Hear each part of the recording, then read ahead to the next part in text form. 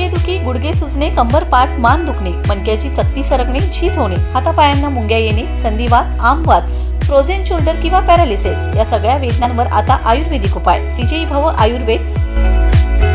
गुडघे व मणक्यांच्या विकारावर विशेष आयुर्वेदिक उपचार केंद्र.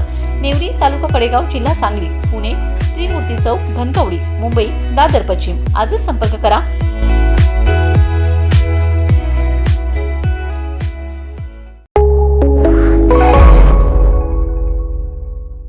नमस्कार, मी अरुण आणि आपण पाहत आहात 7 स्टार न्यूज. नागेवाडी ते विटा हायवेवरील चिकनच्या गाड्याजवळ एका तरुणावर 9 अनोळखी इस्मानी जीवघेणा हल्ला केल्याची धक्कादायक घटना शनिवारी रात्री घडली. या प्रकरणी विटा पोलीस ठाण्यात गुन्हा दाखल करण्यात आलाय.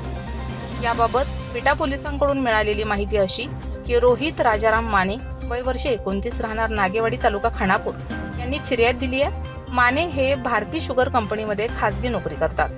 शनिवारी रात्री 10 मे रोजी 8:30च्या सुमारास नागेवाडी ते विटा हायवेवरील चिकनच्या गाड्याजवळ ते थांबले असताना अचानक 3 अनोळखी इसम मोटरसायकलवरून तेथे आले. त्यांनी हातातील प्लास्टिक पाईपने मारहाण करण्यास सुरुवात केली.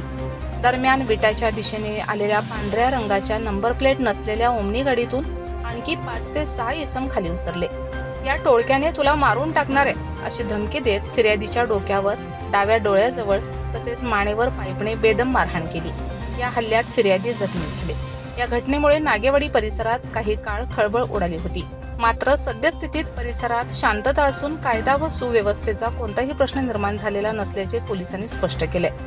या प्रकरणाचा प्राथमिक तपास पोलीस हेड कॉन्स्टेबल ओंबासे करीत असून पुढील तपास पोलीस हेड कॉन्स्टेबल पाटील यांच्या मार्गदर्शनाखाली सुरू आहे. घटनेनंतर उपविभागीय पोलीस अधिकारी विटा विभाग, सहाय्यक पोलीस निरीक्षक यादव तसेच पोलीस उपनिरीक्षक कनसे यांनी घटनास्थळी भेट दिली.